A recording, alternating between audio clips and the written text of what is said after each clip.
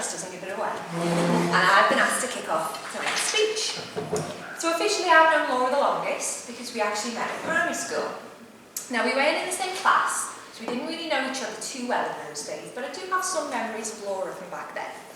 So I remember really from the school shows, she did a cracking Jacob Marley in A Christmas Carol and an absolutely perfect Judy from Richard and Judy in whatever that was our teachers invented for the Queen's Jubilee. So Laura really came into my life on the last day of Walton Junior School because I'd heard this thing going around that there was a girl in the other class that was also going to Bluecoat. And from somewhere I just got the courage to go into the other classroom and find this girl and introduce myself and ask her for a home phone number, which I can actually still recite to this day.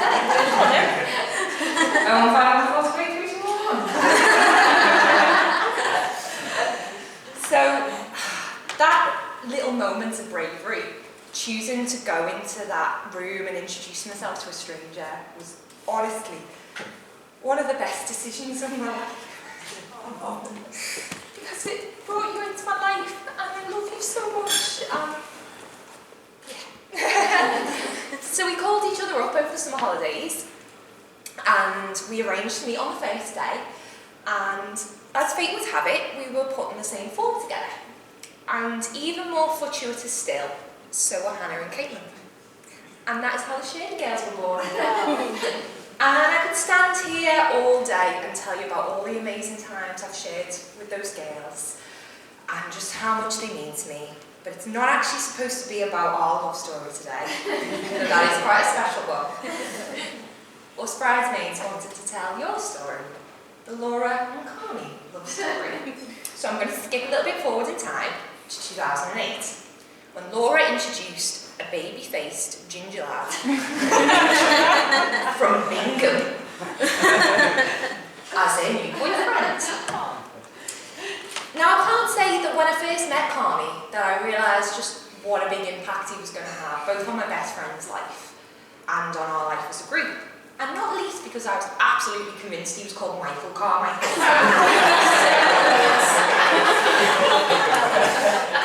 Talking about incorrect names, my mum still refers to him as the cow, because the first time that she ever met him was the day after I'd gone to a birthday party. She came down in the morning, completely unprepared, to find a snoring Carney, fast asleep on her couch, in a full cow costume, normal up to his udders, with absolutely no preparation. But I should have known that whatever man Laura chose to stick it out with was going to be one of the best. And you really are, Carney. Laura is loyal, fierce, and she takes absolutely no nonsense. In school, when I was upset about a boy, she'd be off straight away to give him a swift kick in the shin to be mean to me, and then she'd come rushing back and wipe away my tears and give me a big hug. And it was also very clear to all of us very early on just how absolutely smitten they were with each other. So much so, we created a little game around it. We used to see how many people we could get in a photo with them while they were having a cheeky snog at a party.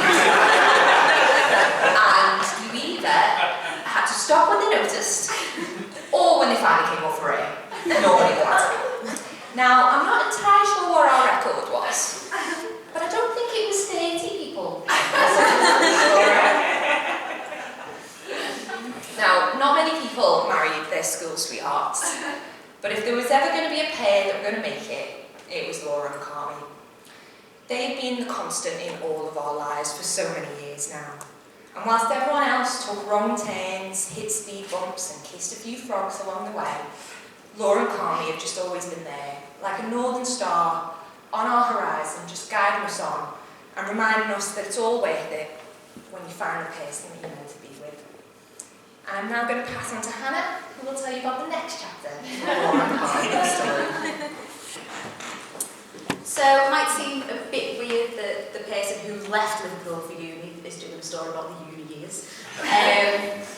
But for me, whenever I would come home from Newcastle, I think they were pretty much my first point of call as to what was going on, what people had planned.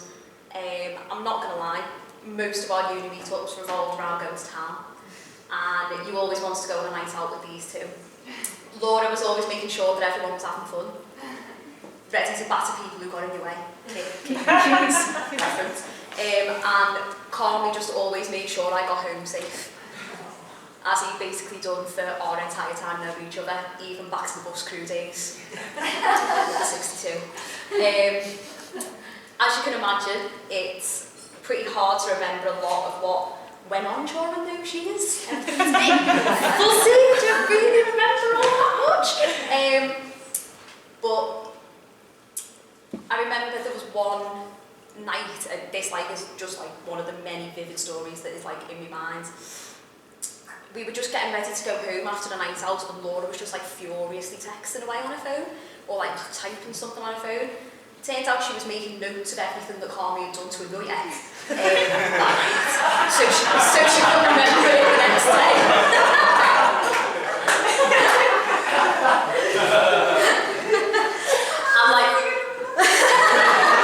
Well, exactly. She was just so fed up of waking up the next morning knowing that Carly had done something to proper annoy her, but not remembering what it was, so she couldn't have an argument with him about it. And honestly, that just blew my mind, and I tried to do it, but then I kept forgetting to make even the notes. So that didn't really go that way. Bringing up stories of Laura and Carly arguing or whatever might seem a bit strange for the wedding day, but with them, even their arguments are just so endearing. And to be honest, I think they mostly revolved around takeaways. Like the time Carly took a full Subway to bed with them, and Laura cooked in salami. Or the time he came the closest to ever breaking her heart by knocking a full tray of desperately longed for chips on the floor because she did not have the chance to eat any of them yet. But throughout uni, no matter what was happening in our lives, Laura and Carly were all of our solid bases. Everyone could go to them if they were struggling or if there was some drama going on, and they would always make you feel better, making you believe that you could handle anything. And to be able to be this couple that people gravitated towards at a time when you're meeting a lot of new people and you're finding new friends just shows how much their friendship means to everyone. They are the two most valued people in my life, and I'm sure that goes for everyone in this room and a lot of people who couldn't be here today. Now, when we graduate uni, people think that we're meant to, settle down, get a job, be a grown-up, and I'm happy to say that Laura and Carly did no such thing.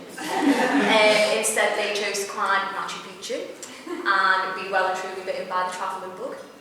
I mean, of course, they did get jobs, quite important jobs, actually, but they just never let that pin them down. Instead, they worked to travel. In all my years knowing Laura, she'd always wanted to travel the world, and in Carly, she found her life travel companion.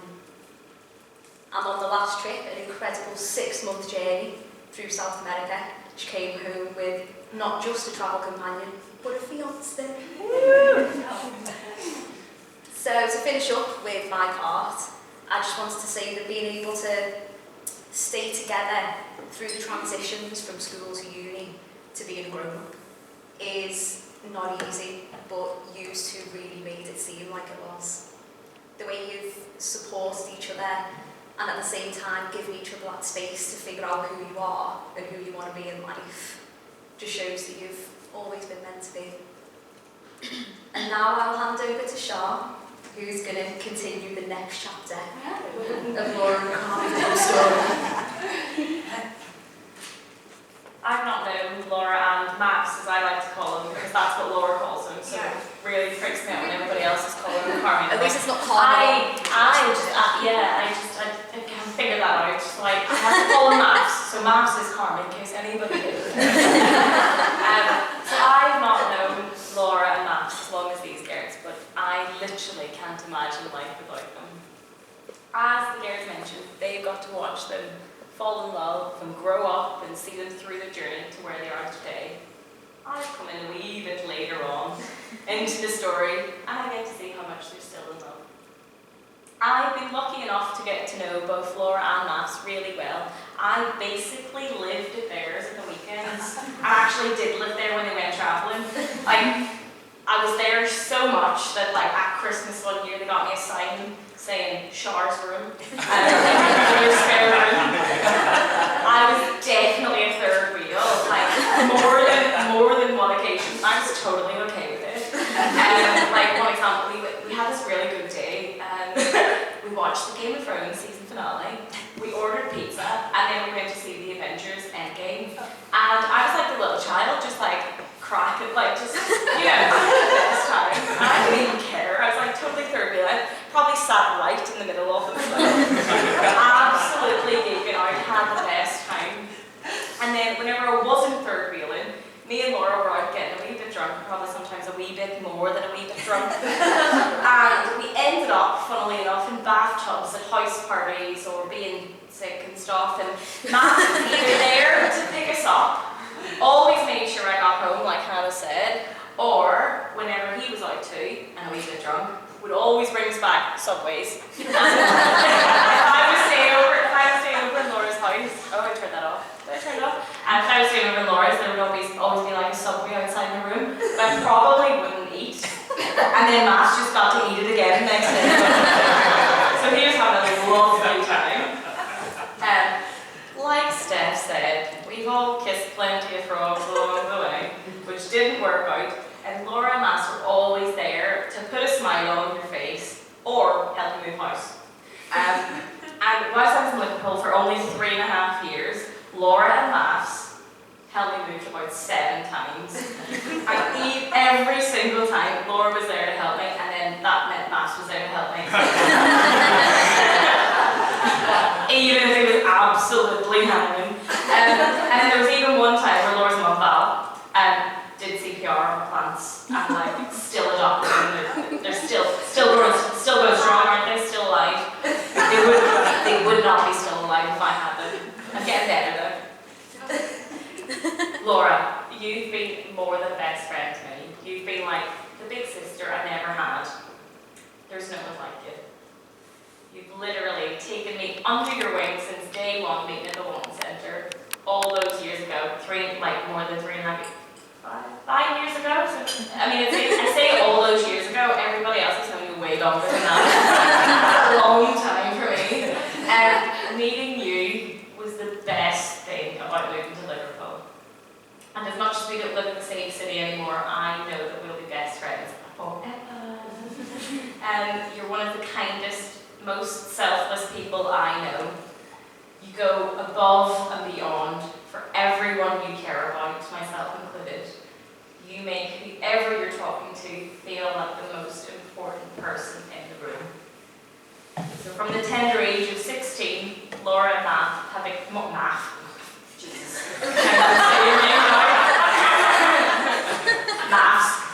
Carmen, Matthew, whatever. The cow on the sofa have experienced and gone through so much. Uni, new jobs, travelling the world, a freaking pandemic, moving the wedding on multiple occasions, and finally, we're here. For the past 14 years, you've both grown together. And as much as the world around you has changed, you've evolved and grown. There you stand, solid, constant, supporting and loving each other through everything. As humans, whether we say it out loud or not, that's all we hope for, someone to love.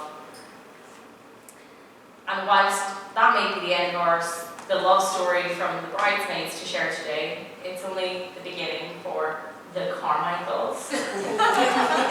We don't need to wish you luck in your married life ahead, because we, as bridesmaids, have absolutely no doubt that your life together will be a happy one, full of love, laughter, and even more adventures. Thank you for allowing us to be bridesmaids, to be part of this journey with you. And I can't wait to see how the rest of the story goes. So, if you would all please raise a glass to join us in a toast.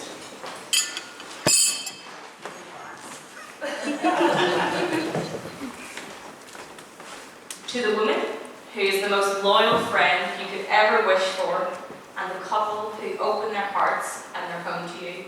No questions asked. Laura and Maps. Mr. and Mrs. Carmichael.